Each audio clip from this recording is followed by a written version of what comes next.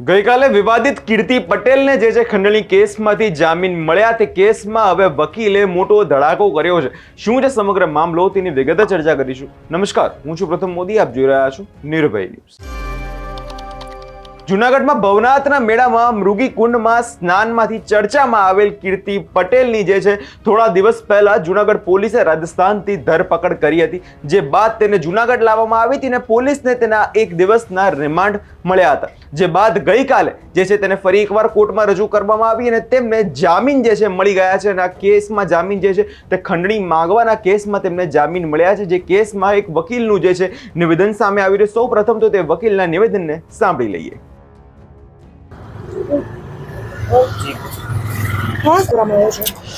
મુખ્યત્વે તો આ જે ચકચારી કેસ હતો એ હિન્દુ સનાતન ધર્મના એક વિવાદ સંબંધે હતો.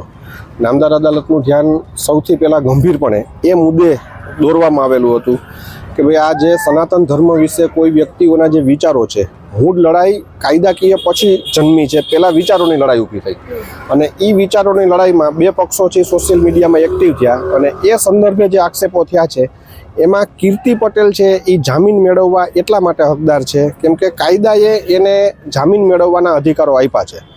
આવા જ કેસોમાં જ્યારે સુપ્રીમ કોર્ટ છે એ નીચેની કોર્ટને ડાયરેક્શન સ્વરૂપમાં જે જજમેન્ટો રજૂ કરેલા છે સુપ્રીમ કોર્ટે, એ સુપ્રીમ કોર્ટના જજમેન્ટોને નામદાર અદાલતના અમે રજૂ કરાતા અને ત્યારે એવી રજૂઆત હતી કે આ સુપ્રીમ કોર્ટ પણ જો આવા કેસમાં જામીન દેતી હોય તો આપ નામદારે જામીન આપવા જોઈએ.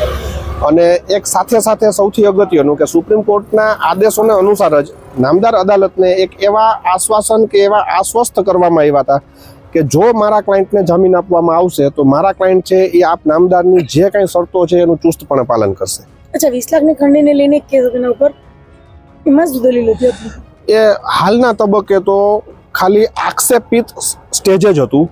એ સંબંધી પ્રોસિક્યુશન છે કે જે તપાસ કરનાર એજન્સી છે એ કોઈ પણ એ આક્ષેપ માનવાને કારણ ઊભો થાય એવો કોઈ પુરાવો હાલના તબક્કે રજૂ નહોતા કરી શક્યા. અચ્છા, હવે ને કાલે ભવનાથ પોલીસ ચોકીમાં હાજર થવા માટેનો કેસ છે, એ કયા કેસોના આધારે છે અને કાલે શું સ્ટેપ લેશે? જે અન્ય બીજા કેસ છે એમાં મારા ક્લાયન્ટની સૂચના છે મને કે એમને એક નોટિસ મળી છે ભવનાથ પોલીસ સ્ટેશનની હાજર થવાની.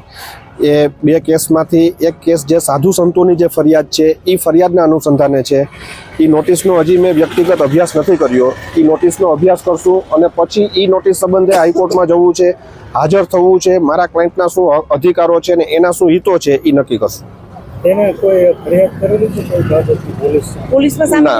મારા ક્લાયન્ટે પોલીસ વિરુદ્ધ કોઈ ફરિયાદ નથી કરેલી. હા, જો હું એ નોટિસનો અભ્યાસ કરીશ, નોટિસનો અભ્યાસ કર્યા પછી મને યોગ્ય જણાશે કે કીર્તિ પટેલને ભવનાથ પોલીસ સ્ટેશને હાજર કરવા જોઈએ તો હું કરીશ, નહીંતર એ નોટિસના જે કાંઈ કાયદાના પ્રક્રિયામાં જે જવાબો આપવાના થતા હશે એ જવાબ આપશું. જામીન એમને 25,000 રૂપિયાના આપ્યા છે અને શરતો સાથે આપ્યા છે. નામદાર અદાલતે 6 શરતો રાખી છે. ફરી પાછા આવા કોઈ ગુનાઓમાં સંડોવાવું નહીં, સરનામું છે રજૂ કરવું, પાસપોર્ટ હોય તો રજૂ કરવું, નહીં તો સોગંદનામું કરવું વગેરે જેવી શરતો છે.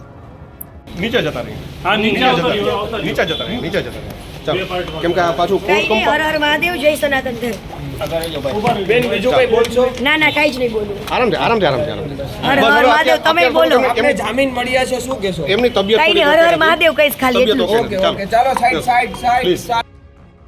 કે કીર્તિ પટેલને જે ગઈકાલે 20 લાખ રૂપિયા ખંડણીના કેસમાં તેમની જામીન તેમને મળ્યા છે, જે બાદ તેમને આરોપ લાગ્યો હતો અને તેને પોલીસ સ્ટેશનમાં તપાસ પણ શરૂ કરી દેવામાં આવી હતી કે ધરપકડ પછી કીર્તિ પટેલના રિમાન્ડ પૂર્ણ થતાં તેને જામીન દાખલ કરવામાં આવી અને કોર્ટ દ્વારા તેમના જામીન મંજૂર કરવામાં આવે છે. પરંતુ આજે છે ભવનાથ પોલીસ સ્ટેશનમાં કીર્તિ પટેલને રજૂ થવાનું ફરમાન પણ આપવામાં આવ્યું છે. એટલે કીર્તિ પટેલ આજે બપોર સુધીમાં તેમને ભવનાથ પોલીસ સ્ટેશન હાજર થવાનું છે અને અન્ય જે 2 કેસો છે તેના પર પણ પોલીસ દ્વારા કાર્યવાહી કરવામાં આવશે. એટલે હવે આગળના સમયમાં જોવાનું રહ્યું કે કીર્તિ પટેલની સૌ પ્રથમ ભવનાથ વાળો કેસ છે તેમાં ધરપકડ થાય છે કે કેમ, કારણ કે કીર્તિ પટેલનું વિવાદો અનેક વખત વિવાદોમાંથી આવી ચૂક્યા છે.